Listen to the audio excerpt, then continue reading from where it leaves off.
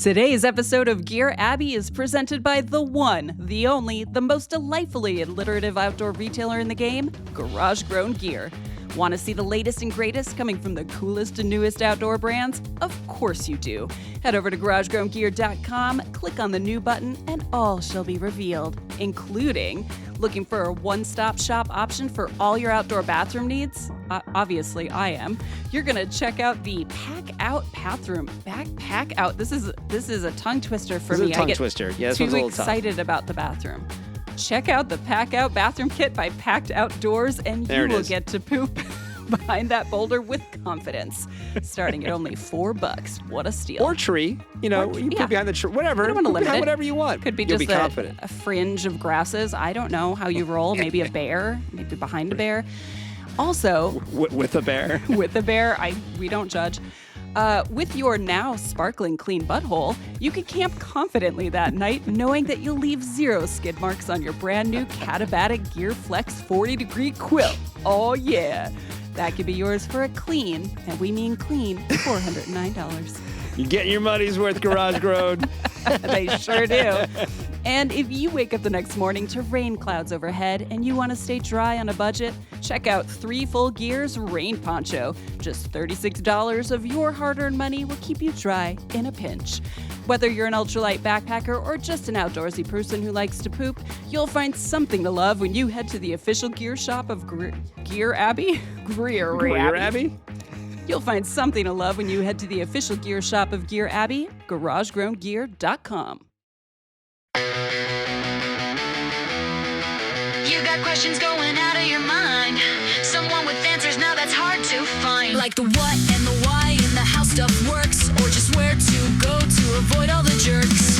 She's Gear Abby, Gear Abby, Gear Abby. Advice that doesn't suck. Gear Abby. Hello there, my outdoorsy friends, and welcome to Gear Abby, where we tackle the controversial, weird, obscure, and taboo topics that other outdoor podcasts refuse to touch.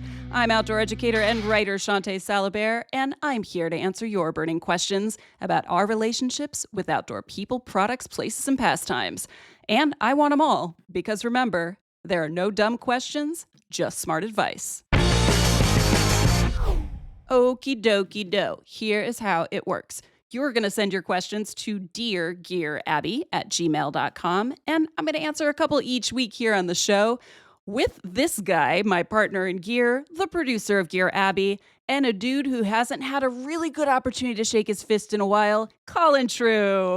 Yeah, we're back. We were out for a week. I know. Sorry about that. There were technical difficulties in our lives. Yes. I started a new job. You went on a big vacation. I was in Denmark. Yeah. Listen, I actually got to hike when I was in Denmark. We went to a national park, whose name I cannot remember, but I do remember that we went to what was called the middle section of the national park. Real accurate name. Very literal section of the section name. Yes, very literal. It was lovely. It felt like the Midwest. I was going to talk about Denmark, but what I'm actually going to talk about is we need a new segment, and it's going to be called What's Not in My Pack. Oh, no. Let me explain. Like what I forgot? Well, technically kind of. So I brought my number one favorite sports bra of all time, which is Bronwyn's Essential Bralette. It is my number one. I love it. Oh my God. Merino wool. It's wicking. It's comfortable. It holds the ladies without being constricting. I can't really run in it, but it's nice for all other things. So it was a perfect thing. I brought it over there with the intention that I could wear it most of the days. And I did. I wore it for many days. It never gets pitted out. That is the magic of wool, in my opinion. Small miracle. But yeah, I wore it for about 50% of the trip, probably. I was there for 2 weeks. And I also wore it while we were hiking that day. And when I got home to the United States of America, my friend Brooke texted me and she's like, "Oh, hey, you left your bra behind." I'm like, "Wait, which one?" And I was really, really hoping it was a bra I hate. I was like, "Oh, whoopsie, you can have it." But no, it was this one. I was so bummed. And you know what? It is more expensive to ship it back to the United States than just to buy a whole new one, damn it. So that's what's not in my pack. Are you and Brooke similarly sized? Get it at least live on? Yeah, I told her, I was like, listen, she's like, I'll send it back to you. I'm like, oh, no. No, I could just buy Yeah. a new one. But I told her, I said, why don't you see if you like it? And then I think she put it in the dryer. Hopefully it didn't shrink, but... Branwen, yeah. I just hook up Gear Abby. What are you doing? Missing out on an opportunity here just to like, send some new bras over to Gear Abby. Give the ladies a lift, as it were. And listen, coming up, we're going to be talking to someone a little later in the episode about his balls. So now we're talking about we've got the ladies and the balls covered in this episode. Oh my God, what a great episode! This is here for everybody. All body parts are welcome here on Gear Abby, and we will talk about them. Is this the boobies and balls episode? Should we? You know exactly what you're titling this one: boobies and balls. I might get banned. We're either going to get banned or we're going to get hundreds of new listeners. That's right. We'll take that risk. That's how we are. We're risk takers, Colin. You and I were talking right before this. Oh, do we want to do that? Yeah. Okay. Oh, we want to do it. You did mention you had one thing you wanted to bring up, and I'm excited by this. What is it? Well, the outdoor industry continues to disappoint me. Shocker. Earlier this week, upstart running brand Satisfy. Wait, Upstart? Yeah, I mean, a couple years. How long have they been around? If you sell $300 T-shirts, I don't think you're an upstart anymore. Yeah, and actually, you're right. They're pushing a decade old. I think they've been around point, for a right? long time. I still I think it's probably because their shoes are relatively new. That's why I was thinking that. But okay, compared to their collab partner here, Adidas, they're a bit of an upstart. They're the younger brand in this collaboration. Yeah, so Satisfy and Adidas collaborated on a brand video called the Circle Pit, running the Circle Pit. I forget what it is. Did you say? Well, but basically they took a pump track and held a race on it, and I think it was in Arizona where they had runners running a pump track, and while they were running, the length of the race was however long a hardcore band was playing either a song or a set or something like that. It was a total brand boondoggle. It was silly. It was awesome, and I'm not saying that as like a punk, hardcore fan. It was just a really fun, great idea. But of course, most of the comments from people are like, "Oh, this is terrible," real runners would never like something like this or whatever. Like, no, man, it was just fun and silly and great, and what a way to get attention to a different side of running. And again, the outdoor industry. You're just make me sad. I loved it because, I think it's funny because Satisfy gets a lot of shit. And you and I, we saw them at the running event. We were all kind of impressed. Like, there's some cool stuff there. I have not tried their shoes. I think you have. But I like it. Now, they may not be the brand that I am purchasing, but I like that they're doing something different and silly, even though you might think I could just rip up this T-shirt myself. And I don't know, do you follow the Instagram account, your boy Scott Jurek? Yeah. Oh my God, they had a field day with this one. Actually, I haven't seen those posts. I'll have to go look. It's so good. Go look. But I do like there's a little bit of a reverence, but it is that fun and joy of it. I totally love that. I think we get really serious sometimes about our outdoor pursuits. Yes. And it's nice to see sometimes people just being goofy and, taking the heat for it if they need to. But I think it's fun. I think they kept an air of authenticity because they had Jamil Curry there sort of as like the race director. Oh, yeah, they handed out awards. And it's just like, okay, do you want that or do you want another 10-minute video of showing the ultra runner the night before the race prepping and then walking to the trail in the morning and then, oh, here we are at mile 65 and aren't they struggling? I mean, we've had so much same. Here, yeah, you know what? I do want to see a bunch of weird runners running laps on a pump track with skateboarders while crazy punk rock and hardcore bands played. Yeah, that sounds better to me. Thank you. I think it would only be better for Colin if a ska band was playing. Can you use some horns? I feel like lately I've been bringing your love of ska into most episodes. How do you feel about that, Colin? I think ska should be brought into most things. Do you really? Do you think Yes. other people agree with you? Look, ska is simultaneously joyous and silly while incredibly serious and has a history of like breaking down racial barriers. So I think it's kind of the perfect blend of what life is like. It's dumb and also incredibly insightful. So go ska. I have no response to that. That was probably the most beautiful thing anyone's ever said. And now I'm leaving the ska. podcast. And that's the end of Gear Abby. Thank you for listening. All right. Well, actually, this is just the beginning of this. We've only just begun to record this episode. Not a ska song. No, that's under the minute limit for us getting sued. So let's start off with the first question. First question of the day. Dear Gear Abby, my roommate and I listened to your show. She got me into it. Thank you, roommate, for that. And after this happened, we both said we finally had a question for you. LOL. I love it when you read the I don't say LOLs. lol. Yeah, no, I'm not doing it. You can't make me do it. So So I'm just going to start saying, laugh out loud. Wow. So we were out doing a long hike over the weekend, and it was hot AF. I didn't say as fuck, but that's what she means. About 5 miles in, we came across this guy sitting down pretty much right on the trail, and he looked rough, super red and sweaty, and kind of panting like a dog. I said hi and asked how he was doing, and he said he was thirsty but okay. My roomie asked if he had water, and he said no. He didn't usually take water on hikes under 10 miles. What the fuck? They actually showed WTF, but I felt like for the sake of the for reading, emphasis, important. Yes, thank you. We offered him some of ours, and he said no and kind of waved us off and put his head between his legs. We tried again, but he told us to leave him alone, so we did. We didn't see him when we came back down the trail, so we figured he must have been okay and hiked out. But on the drive home, we both sort of felt bad for leaving him in the first place when he clearly wasn't doing okay. Here's our question. Did we do the right thing? What would you have done in that situation? Should we have stayed with him and helped him hike out? Thanks, signed Jazz and Leah. Ooh, this is a good question. Yeah, This is yeah. like a good moral ethics, but also practicality question. I love this.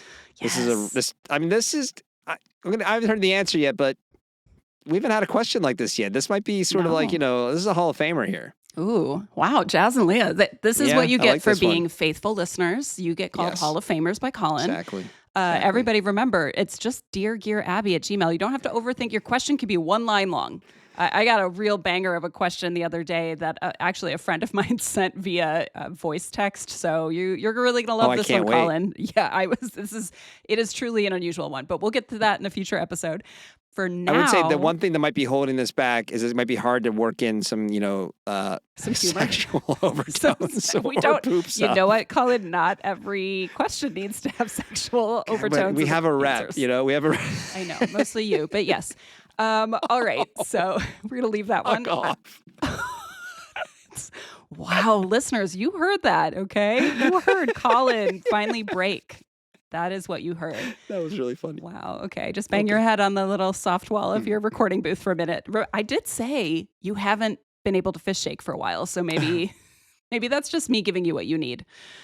But Jazz and Leah also need something, and that is advice. Okay. So it's a great question, like we said. I think a lot of people have probably dealt with a situation like this where they, come across somebody who looks like they're in distress but just doesn't want to be helped, and it is a tricky situation. So first, I have to say to both of you, you are good people for stopping to check in on him and for offering some water. I really do think like most often people would just walk right by, like not my panting person, not my problem. And I do think sometimes people get hardcore tunnel vision when they're heading outside, especially if they've got an objective in mind. You're going to the peak, you're going to this lake, you're just not quite focused on what's happening around you. And you might just think, whatever, I get that way sometimes. For sure. Yeah. So, okay. But you did the right thing. And I'm glad you stopped and checked on him. And since you said it was, in fact, hot AF, and someone who isn't just sweaty and red, but also panting and kind of hanging their head down and seeming, just kind of out of it on a really hot day, especially you're saying you're 5 miles into this trail, that person could be on a fast track to heat exhaustion, which can lead to heat stroke. It's just bad business. So you did the right thing, okay? Anybody just panting and looking rough, always feel free to check in with them, even if they tell you to F off. So this is where it gets tricky, is when the person says they do not want help. So if someone is alert, they're communicative, and they say to you, no, I don't want your help, leave me alone, go away, you assholes, be gone, then you cannot force your help upon them. You just can't. It's not a thing. So that's the same as if you're in the city or if you're on the trail. So one thing you could have done differently, and I'll explain why in a minute, if you were really worried, you could have just sort of lingered, like the cranberries, you got to let it linger. You could have hung out for a bit, not in a creepy way, but in a sort of like sit nearby, but not right next to him, and take a snack break and just kind of observe. Because if you think somebody's right on the edge of maybe having heat exhaustion or something, you might want to watch and see if they deteriorate fully. And then if they stop responding, then you can go help. Hopefully it doesn't get that way. But I'm going to give you an example of when I actually did this. And I was out hiking in just doing a long backpacking trip in the Sierra, which we are contractual. Where is that? I don't know, Colin, if you knew. It's in Yeah? California. Oh my God, I had no idea. if we need a little noise that indicates that we've contracted. It's California. Yes. What is the California sound? What would it be? Is it just like I want it to be a marmot whistle, but that's not effective. I feel like Is it like the Hollywood things? Like it's a Hollywood. Is it the Beach Boys? Is it just somebody going, bro? Yeah. California dreaming. I think it's more like a bro. Bro, what's up? Something. We'll workshop that. We won't make it a ding because we got yelled at in Apple podcast reviews for dings. So we don't do the dings anymore, even though we wish we could. But okay, imagine we have made the California obligatory mention. We at some point, Colin, we need to get Visit California involved. Do they want to sponsor? So, I think they should sponsor the pod. We mention it every episode, and we're not getting paid to do that. Right. Someone needs to be greasing the palm here. Totally. All right. Well, whatever. I was in California, as I sometimes am most of the days. And I was just a couple miles from the trail. I was hiking a trailhead. I was hiking out. I turn a corner and I see this older gentleman just kind of sitting on a rock. He's leaning over, sort of like you're describing this guy, Jazz, leaning over, kind of head in his hands. And he was sort of obscuring his face. So I couldn't really see his face. But I stopped because he looked sort of, a little off. And I asked how he was doing. And he didn't take his hands off his face, but he said, I'm okay. I don't need any help. But it was a really kind of weak voice. So he did say, he's like, oh, I took a fall last night and I'm just resting. And I was like, ding, ding, ding. Ooh, you took a fall last night. You're resting today. I'm going to hang out. So if I decided, I was like, all right, I saw a little bit of dried blood on his shirt, so it made me nervous. And I introduced myself and I was just like, hey, if you don't mind, I'm just going to sit over here. I'm just going to take a little break and have a snack. And he's like, sure. And he sat up and he turned toward me and his face, the one whole side of his face was covered in blood. And I was like, oh, okay, glad I stayed. So I finally got That's when the horror movie began. That's when he turned into a zombie and exactly. came after me. Yeah, and then I used my wilderness first aid training. I teach that now. That's, you know what, that could have been the outcome. I didn't really think about that, Colin. It's true. Could have been real danger for me there. That is the first thing you're supposed to do is assess the scene. And I did not assess for zombies. That's the first thing you're supposed to do. Yeah, right. They really should be teaching that in wilderness first aid in 2026. Yeah. Yes. Maybe you and I should start teaching our own version of wilderness first aid. I love that idea. Yeah. We're going to have a bidet, irrigate your wounds, irrigate your butthole. It's all happening. Backcountry incidents are on the rise after these two morons thought they could help people. Who are you calling a moron? It ain't. Fair. It's not me. No. Listen, but I am traditionally wilderness aid first aid certified. So I actually told this guy this, and I was like, "Hey, looks like you kind of had a rough go. I'm certified. Maybe I could help you clean that up, or just have a look." And he said no at first, so I just kind of drank some water, and he started telling me what happened. And so he had fallen down on his way to camp, and he blacked out. He said, and I was like, "Okay, sir, red flag." Yeah. So I was like, "Hey, listen, I'm not in a hurry. I'm happy to help you. Let me just chill out with you for a bit." And he said yes. So he explained he didn't want to ask for help originally because he had been backpacking for decades and he kind of thought of himself as a really experienced person. And he started having balance issues on this trip. He had never had that before. And he said, he's like, it's embarrassing. I feel like I'm feeling my age for the first time and it's upsetting. Yeah. And so I put on my Susie Q social worker hat. I used to be a social worker. And I basically said, hey, listen, let's get this cleaned up. Let me have a look at it. And I walked him out the trail and he went to town and he went to urgent care or hospital or whatever. Now, what would I have done if he really didn't want me to help him in any way? You would have hit him again with a rock, knocked him out. Let's just put you out of your misery. Carried him out. That's right. Jazz and Leah, take notes for next time. And remember that it's Colin who suggested that in the first aid class. What do you mean you didn't kick him, Jazz and Leah? Come on, Wake up.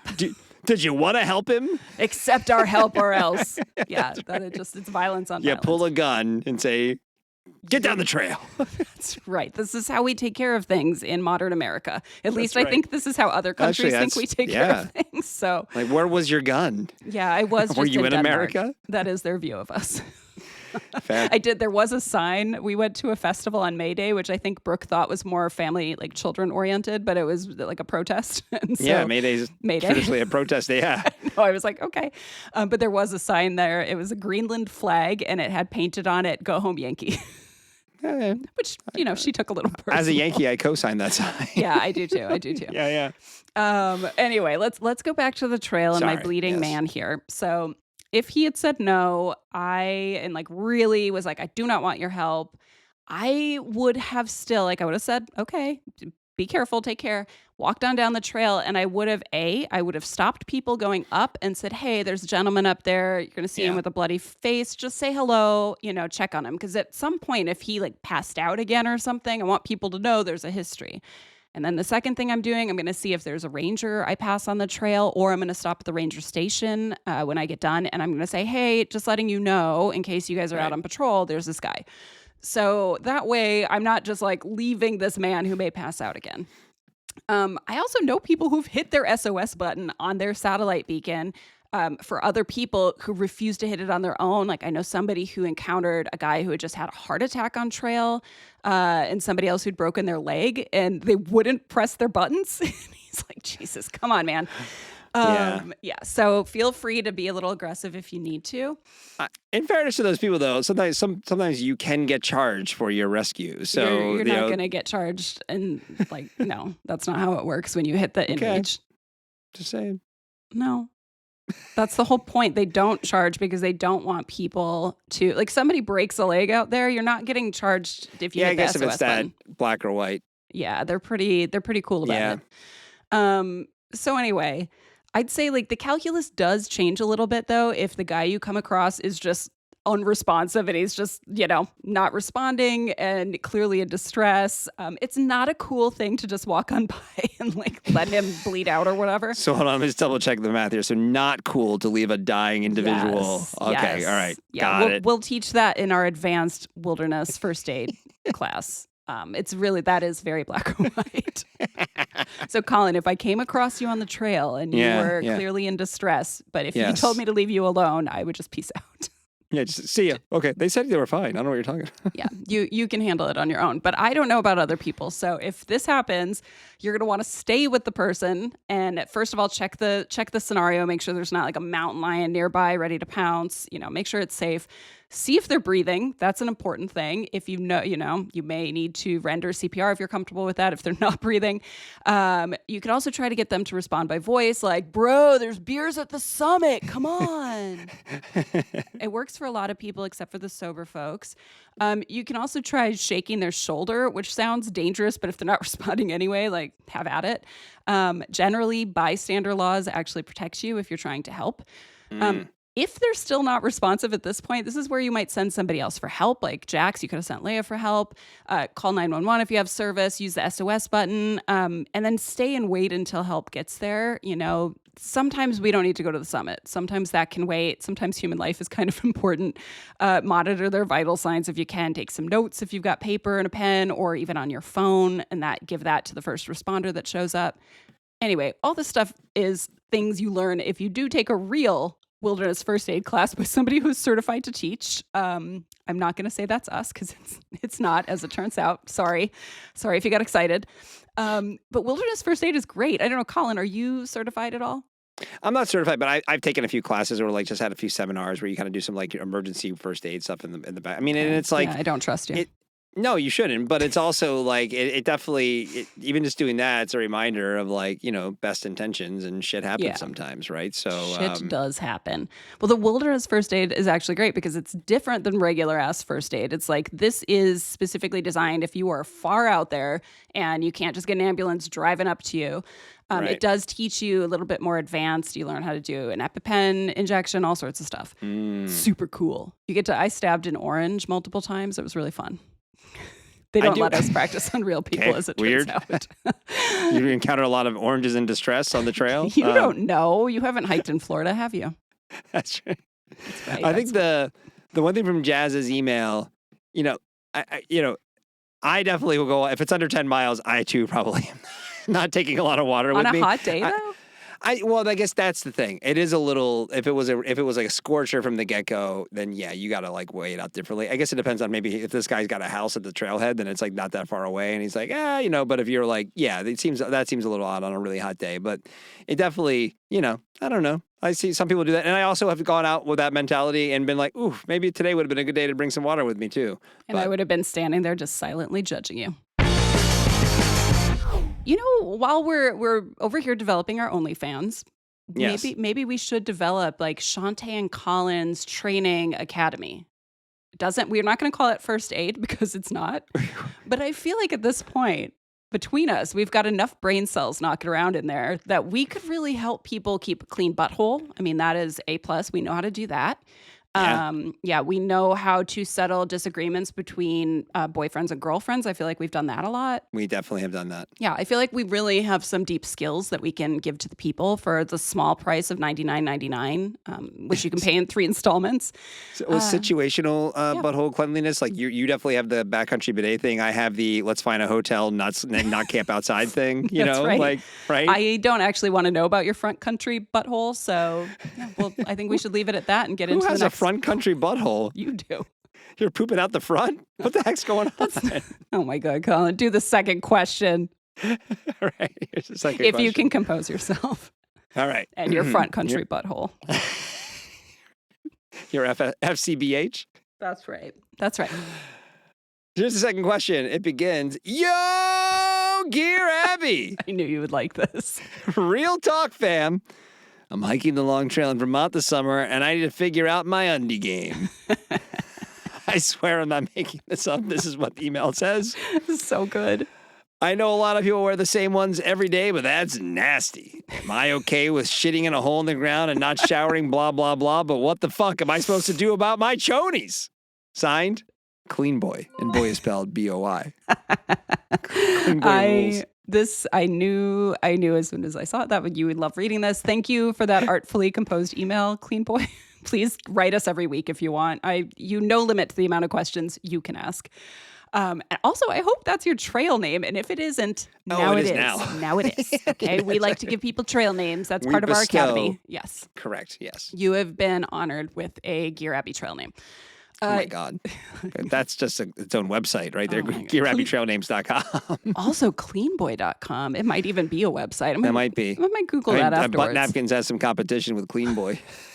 Butt Napkins, best named product in the game. I love that. Actually, I like that we just talked about clean buttholes because this kind of is related. This is great. Thank you for keeping us on topic.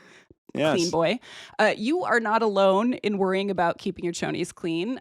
In my early backpacking days, I actually brought a pair for every single night I was on the trail, plus a bonus pair just in case. Defensible. Right? Defensible. Right? And I didn't know what the just in case was, but I was just like, I don't want a single day where I'm wearing the same underwear. Listen, that's defensible because it's just the feeling of when you're feeling gross of putting on clean underwear is just amazing. It's like a drug. Yeah. You don't even really need a shower. It's just like, okay, here come the clean undies, So there have been so many times where I finish a backpacking trip, I get back to the trailhead, I've got my little bag of clothes in the trunk, and I will right then and there change my underwear. I'll go behind the car. I don't really care if someone sees a butt cheek. I am changing my underwear. Yep. Such bliss. Okay. Wow. We've already talked about bras. We're talking about underwear. This is a great episode so far. And the balls are a-coming. The balls are coming. Oh, man. Well, all right. Listen, there are a couple solutions to this. So you can, of course, do what Baby Gear Abby did and just bring a pair for every day of the week, or at least long enough to get you to the next town with the laundromat. And that's actually pretty easy to do on the long trail since it's pretty easy to dip into town every few days. You want to research carefully where the laundromats are. Mm-hmm. Second, you could bring, and this is kind of what I do, bring 2 pair and alternate them, and you can wash 1 pair, every other day. I bring a tiny bottle of biodegradable soap, and I just make it part of my camp chores. So either in the evening or in the morning before setting out.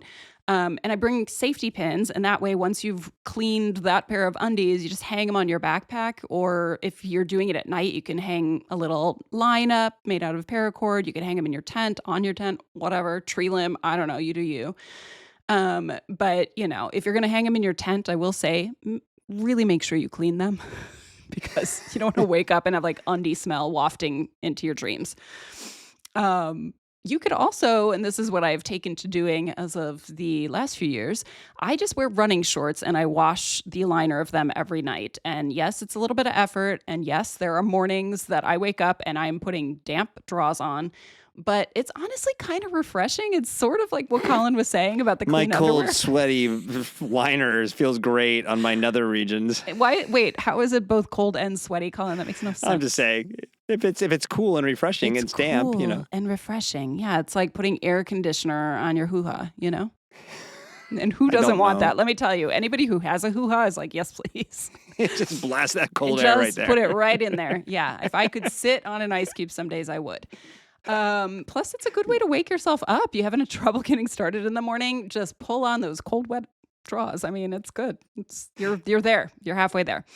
And you could do the gross thing I have known some dudes to do on trail, which is wear the undies one day the normal way and then flip them inside out the next day. And you get double the use out of them, which I find hideous. So, but you could do that if you want. There are two things that will help you feel a little more fresh out there, just in general, if you're worried about that. So first, I'd say wash your undercarriage, wash your bits. Oh. I mean, it sounds simple, but it really does help because you're sweating all day. You've got a lot of sweat glands. You got a lot of things pumping out of that part of your body. So it's, aromatic and moist. So clean it. And I do this because I use my bidet. You'd use your bidet. Hey, there it is. Why aren't we sponsored by Big Bidet yet? Use your bidet. Use a little drop of soap. We've talked about this many times. And I swear, like keeping your business clean during the day helps you feel cleaner in general. And listen, I will say you're going to be maybe delighted, maybe disturbed to discover that as you hike and you're doing this, 270 some mile trail, you're probably going to start to care less and less about maintaining some sort of pristine hygiene as you go. And you might get kind of lazy and decide to just roll with it a day or two before washing. It may not be the case. You might be staunchly like one day, one undie. But I think a lot of people get surprisingly feral on a multi-day hike. But just don't be surprised if you get to this stage, you roll into town and everyone around you recoils. Even if you become immune to your own smell, I promise you, you stink. So wash your clothes. One way or the other. I think this is what, having a plan matters here. Like this is where, to your point about staying clean also helps with chafing. Also, you do have to be careful if you are putting on like wet synthetics in the morning. That can lead to some chafing, so be aware of that. You might not be prone to it. It might still happen to you on occasion. And also, I think this is where, in terms of like, if the Shawnté method of the running or liner shorts, I think that's great. And then this is where your pal, the wool underwear or boxer briefs or whatever it is, because that's going to stay fresher a little longer. Yeah. You don't have to wash them quite as frequently. And if you're only then putting them on in the evening after you've cleaned yourself, honestly, those can last a long time. If you're hiking all day and you're like, your running shorts or running kit, and then you change into, after cleaning yourself, throw on your wool briefs or whatever it is, that's a nice way to end the day. It is nice. It's refreshing. I will also say, I didn't mention this, but if anyone who has a vajayjay, you do want to be careful out there because getting a yeast infection on trail would suck so bad. So watching the moistness levels and keeping yourself clean is super important. I think a lot of people don't think about this part of their trail hygiene because they're just like, I give myself over to being a dirtbag. But yeah, keep your bits clean, folks. Yeah, clean boy, go find yourself a clean badge. You don't know if clean boy wants a clean badge. That's true. Let's not assume. It sounds like it'd be such a good pairing. Oh, Colin, I know. Listen, it wasn't necessarily a poop question, but I will take a dirty chonies question. I'm fine with that. I keep saying chonies. The real question is, does Chachi love chonies? We should have explored that during the segment. I don't know if we have time for it now, but that's a deep thought for Jack Handy kind of moment for anyone who wants to marinate on it. Maybe we'll get into the psychology of Scott Baio. Like that probably. I don't know if we want to do that. For those of you who don't know who he is, be glad. Okay. And don't Google him. Don't Google him. All right. Well, we have time for one more question. As always, what do we have? Okay. Last question of the day. Dear Gear Abby, I am an active woman in my mid-40s, climbing, running, hiking, backpacking, yoga, SUP, SUP, whatever. etc. I feel like my SUP. body, well, sup, Okay, Colin. I just like to say stand up paddleboarding. I don't like to go sup because then I think like I'm saying I'm like greeting you. Sup. All right, bro. I feel like my body just isn't responding to exercise and diet like it used to. And it seems as though I'm getting tired more quickly and just feel more weak overall, which is frustrating. I have a multi-day bucket list backpacking trip coming up later this summer and a big climbing trip planned with 2 of my girlfriends in the early fall. I'd like to feel stronger and more capable for both of these. Here's my question, which might be slightly outside of the scope of your podcast. Our scope is question. so broad. Yeah, all broad. questions are welcome. I'm getting mixed signals about whether I should be walking, hitting the gym, running, or eating my own body weight in protein to keep getting stronger at this age. Do you have any advice for what to focus on so that I may continue building strength and endurance and enjoying my favorite outdoor activities? With gratitude, signed, Midlife Mama.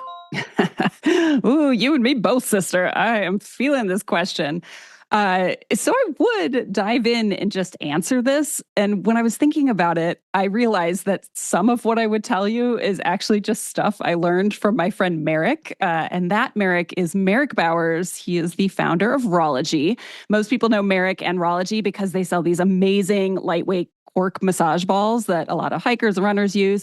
But among the 900 other things he juggles on a daily basis, including his balls, Marek is also, we're getting ball jokes. Marek's going to be okay with this. Trust me. He is also a certified personal trainer. And the reason I thought of him, he specifically works with people in midlife. And most of his clients are actually women over 40. So he's also a bona fide fitness dork who has said the word rucking in conversation with me far too many times. So thanks for coming on the pod, Marek. Hello. Thank you for having me. Did you like that intro? Yeah, it was great. Thank you. Wonderful. You forgot the part about cats, though. Well, I figure I didn't want to take your entire thunder. Feel free to talk about cats as much as you want, okay? All right. Thank you for that. Yeah, and you handled my balls really well. I really appreciate how you served them up. Your balls, whatever size they are on any given day, I've got one in each hand. I'm ready to go. Your balls actually make me feel better. So thank you. Yeah, I know. And I have photo proof of that too. That's for the OnlyFans, Marek. All right. So speaking of making people feel better, we've got a legitimate question here from Midlife Mama, and I think you are a person who can answer this. So, let's dig in. So what can somebody in midlife, especially a woman, what should they be focusing on if you want to maintain or even build fitness at this stage of your life, especially when you're getting at it outside? Yeah. So this is a great question for Midlife Mama, and a lot of people in their 40s, in fact, I would go as far as say most people in their 40s are really feeling this. This is the time in your life when your body gets less efficient at burning fat.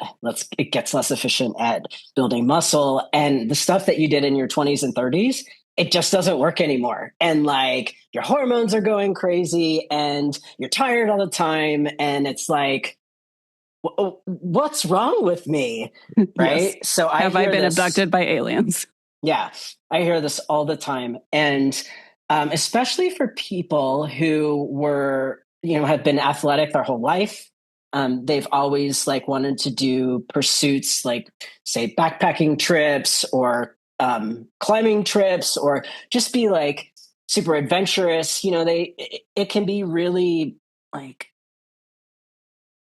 hard mentally to see yourself not be able to keep up with your past self. Oh yeah. So here's what I would suggest. Definitely strength training. Strength training for me is a non-negotiable in your 40s. And as you get into your 50s, strength training, you need to preserve the muscle because of sarcopenia. It is the reduction of muscle in your body as you age. And then you need to eat protein to be able to regenerate muscle because, like I said, your body's less efficient at it. And you weren't far off when you mentioned eating your body weight in protein. I was going to ask about that.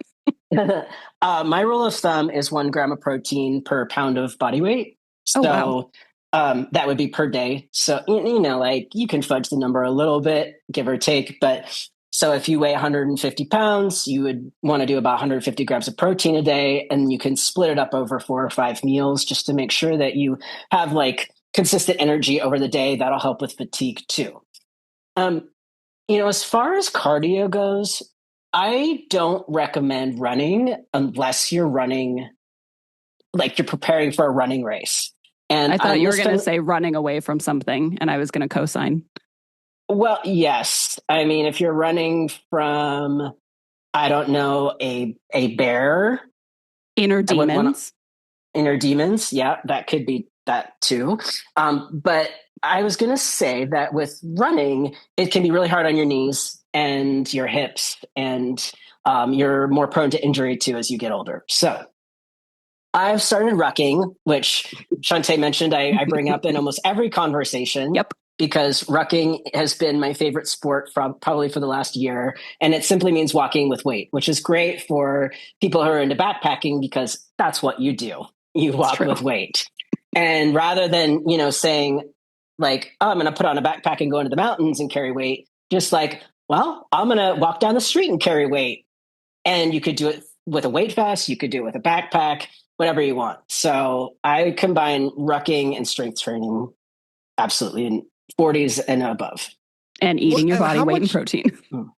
How much weight is effective? Like if I have a 20-pound vest, am I good? Or will that plateau? If I'm like twice a week walking 3 miles with my 20-pound vest on, is it like, what's the equivalent of that for like, if I went to the gym for 20 minutes? You know what I mean? I know it's probably an apples to oranges question, but people in their 40s especially, I think, are a little less motivated too. They're not like, yeah, I'm going to get in the gym for 90 minutes. Let's go. So it's like, hey, listen, if here's a bit of a hack, a little bit of a shortcut, I think like that's kind of an interesting thing to explore. Yeah, Colin, the biggest hack I can tell you is do something that's fun for you.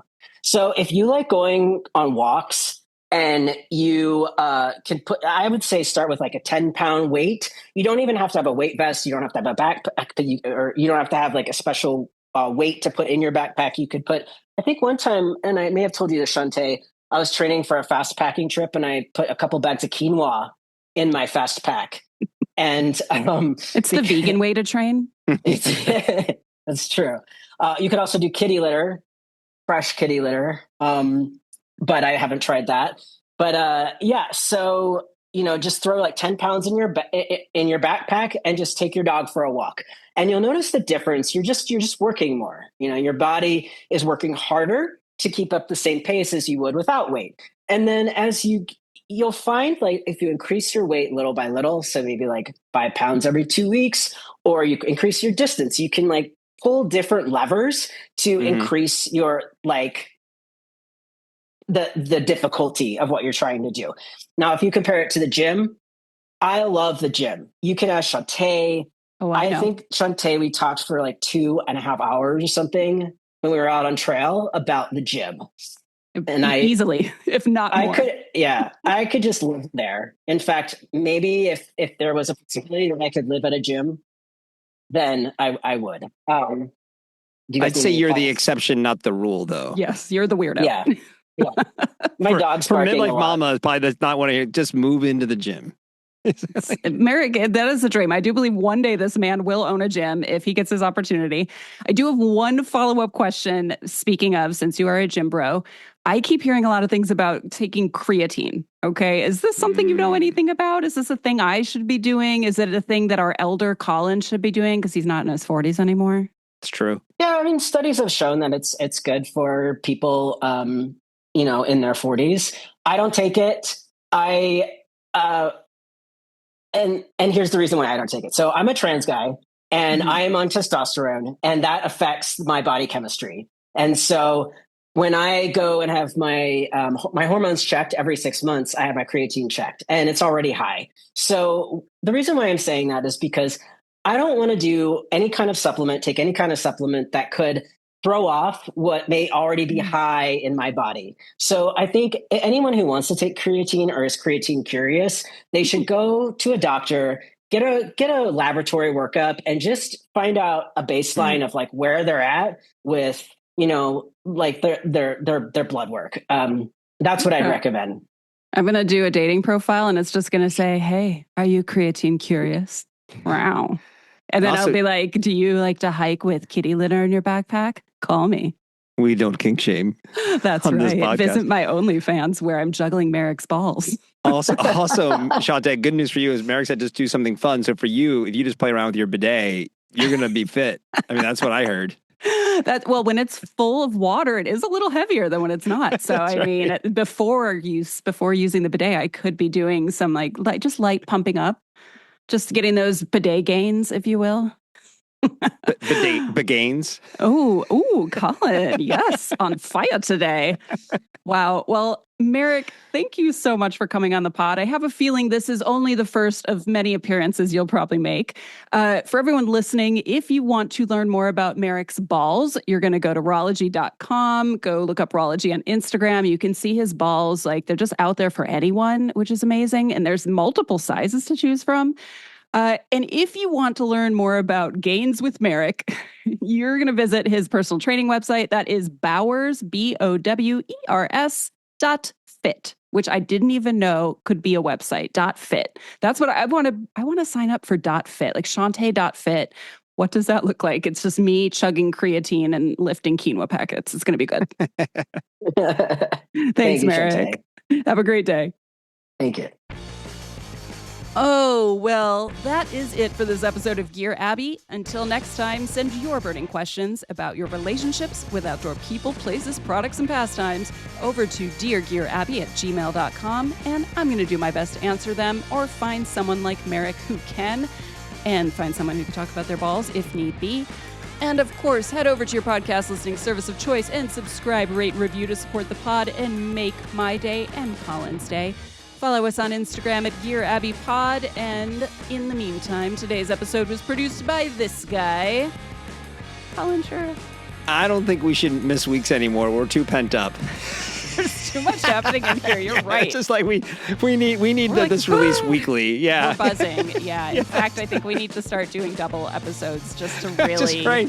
It's like, yeah, we're kind of fiending for the podcast. That's what happens. And now that your book's done, you're leveling up where you were kind of held back a little bit. So yeah. Oh yeah. Now I am full. Speaking of feral, I'm fully here. And I, by the way, am Shawnté Salabert. And remember, there are no dumb questions, just smart advice.